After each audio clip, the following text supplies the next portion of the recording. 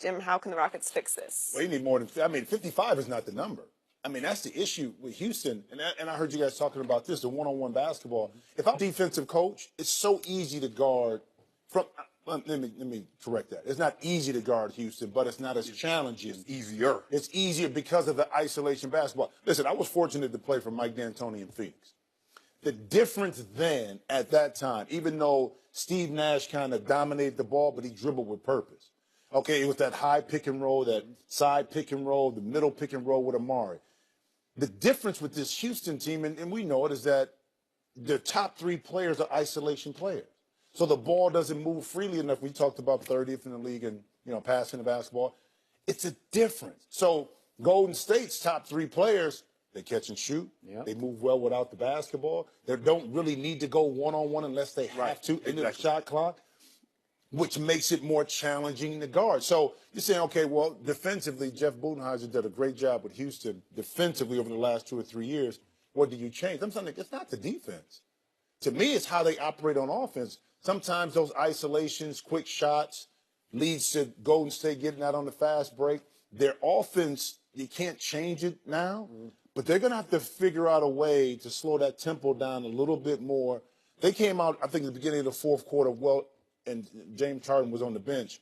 They ran a well-executed play. It was a misdirection. They got a nice little jump shot. I'm like, why can't they do more of that? Why can't they make Golden State have to play a little bit more when they play side to side like Golden State is doing with Houston? But to me, that's the biggest key for Houston, is that isolation basketball against Minnesota. Oh, that works well. Yeah. Against Golden State, it's not going to work. I don't think it's their offense. They can score plenty enough points. It's not the point. But their offense is their best defense. Right. You see what I'm saying? Their offense puts their defense in situations like in fast break, three-point shots, that now they can't recover, because when the isolation guys just standing around, there's no movement. Okay, you on offense, your offense is rolling. What you going to do about those 27 three-point shots that you let Golden State get off that was open or wide open? Well, and a lot of them came in transition, though. That's what I'm saying. Because think about this. Draymond Green hands the ball off to Klay Thompson like he's a running back, Skip, and heads up court. Nobody's in the screen. No Houston Rockets in the screen. Right. He knows what's going to happen. And that's the problem. Okay, you built your all year long. Daryl Morey, the general manager, and they talked about, we got the blueprint. We're going to get off 53s and we can outshoot them. Okay, if you think you can outscore them, I know they can average 30 points a quarter. Can you? Because think about it, they got these guys, these great shooters in their prime. They got 2 MVPs in their prime. You better stop them from scoring, because what happens when you go cold? Because they can go on an 18 in the blink of an eye, because at one point it was a 2-point game, Skip, and the next thing you know, you look up, they calling timeout, they're down 13. That's just how quick that game got out of hand. Let James Harden get 55. But what you going to do when Kevin Durant go get 35, Steph gets 25, Klay gets 27, then what? Can your top 3 players match their top 3 players? No. Not consistently. No, they can't. I mean, they can't. There you go. It can't. But here's the thing, too, Shannon, on that, too, is that this Houston team, when you look at Capella, he has to be in the right place at the right time. Right. When they beat them 2-1, you're talking about building a team to beat Golden State. No, you built a team to be more competitive. Right. That's what they are. Even though they were 2-1 during the regular season, this is totally different. It's false. You built the team to be more competitive, but you can't beat this Golden State team in 7 games. You just don't have the arsenal enough to do it. So why don't they just call it off? They should. Yeah. But it's more exciting to watch it.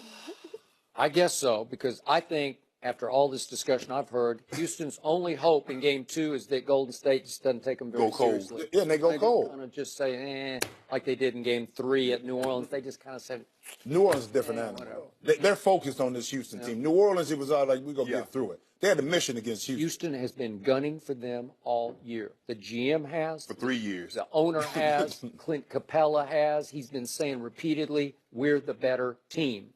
Nope, you're not. No. You can't. It's unfair if you turn Golden State into the heavily favored underdog, because that's how they felt going into the building last night. Like, we got a chip on our shoulder. We're going to show you people. We're going to shut you up. So the only way is if they kind of shut down in Game 2, because I don't think James Harden can change who he is overnight. No. But the crux of this problem last night was that Kevin Durant touched the ball 34 times and James touched the ball 33 times. Okay, so fair is fair, even Steven. Only 6 times did Kevin Durant hold the ball more than 10 seconds. James Harden, 33 touches, 28 times he held the ball more than 10 seconds. It's dribble, dribble, dribble, dribble, in and out, dribble, dribble, step back, dribble, dribble through the legs. You know how he goes. And after a while, it's pretty to watch. It's entertaining to watch, especially when he steps back and makes a three. Right. Or if he gets to the rim and does some big whipped cream shot at the rim, which he is highly capable of. He is highly entertaining to watch. Right. But his teammates are also having to watch long series of dribbles. And they had 3 shot clock violations last night. And you'd say, well, you're trying to hold the pace down a little bit. It doesn't help you. Right. Because Golden State is running on you when they have the opportunity. So Golden State outscored them on fast break points 18-3. So they got virtually nothing in fast break. They kind of turned into a dribble, dribble, dribble, isolation, James Harden special team. It won't work against these guys. They're too smart. So they put Steph on him. And Steph says he's still not 100% with his MCL sprain, so he can't go side to side, but they don't care. Okay, so let James score 55 in game 2. Do you think they're worried about that? They'll just offset it. They'll run, they'll shoot. And the thing you mentioned, Skip, is that when James Harden is doing that and he get laced in the shot clock and he doesn't have anything, he passed the ball to Ariza. Ariza got to jack up a shot. He's like, well, what you want me to do, coach? It's 1 second on the clock. Or Tucker. Gordon took a 40-footer 3 early in the shot clock, hit number back. I'm like, bruh. I know. But it puts their defense in a bad situation. Yes. But think about this. Both teams made 13 threes. But what kills you with Golden State is that they get you with the 2-point shots because they're backdoor, they're cutting. Yes. They're tougher to guard. All those little things when you're talking about, and Houston can say all they want about, and listen, when we play, and Shannon, you know this, the big dog on the block, that's who you want to play. That's who you want to build up to. Yeah. But you got to be built really intrinsically, mentally, to beat a team like Golden State for 7 games. You got to be able to move the basketball. You got to be able to share the sugar, so to speak. You got to be able to have multiple ways to score. This Houston team, as good as they are, is still limited to Chris Paul and also James Harden breaking down the defense and going one-on-one. And it's different ways you do it. Steph does it. He breaks down the defense. So does Kevin Durant. But it comes off of movement. They catch it on the go. Yeah. Now they force you to have to guard and put you in situations where you're not comfortable. If you look at Golden State bench players was 8 of 12. Nick Young was the only one that's off the bench that shot a 3, attempted a 3. He was 3 of 5. You look at the Rockets bench, 6 of 13, 0 of 6, 2 of 5, 0 of 1, 0 of 1. And only Nene didn't attempt a 3. You're not going to win with that.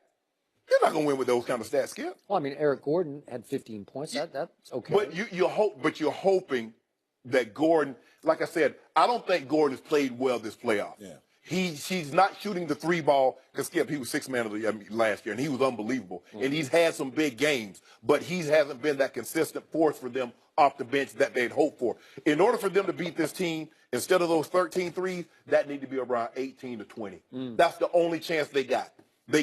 Because that's what Daryl Morey and D'Antoni said. We're going to put up 53s. We're going to hope to make 20, and then we'll see what happens. I mean, they led the NBA by 200 3 attempts. Yes. So they're just shooting them from everywhere, and they actually got outshot in attempts last night by Golden State because they're trying to sort of slow it down. And the scariest thing of all for Houston going to game 2 is that Steph Curry was pretty quiet last night. Isn't that a luxury, though? Huh? Isn't that a luxury if you go and stay? He went 1 for 5 from 3. If he makes 6 or 7, you're really. But if you look at Golden State, Skip, really they only have one guy that's really looking to take you off the dribble. That's KD. Everybody else is moving without the ball, backdoor cutting you. They're back screening for him, and they're getting wide open looks. Now, if you hug up on Steph will go by you occasionally, but that's not what he. KD's really the only guy that they have that's looking to put the ball on the floor and can get to the rim. Everybody else is a jump shooter, backdoor cut you. And silly me, I thought at the first of the game, Draymond Green had gone completely over the edge. He gets that technical. I think he set the tone on that. Well, maybe he was trying to set the tone. I think he was. But he was. That was then real he had close, that foul though. on P.J. Tucker over in the corner. Yeah, that was real close. Skip, they could have gave him an early talk. They could have get. Well, he's lucky, too, that tech didn't count as a personal foul. Because if it did, that would have been 2 early fouls for Draymond, and he would have been out the game. And you think about this, you're talking about ancillary players. During the course of the season, when Houston beat Golden State. Talked about Aaron Gordon. He had 30 and 33. Yeah, he was he did. huge. Right. Okay, but again, what do you do in the playoffs? You make adjustments.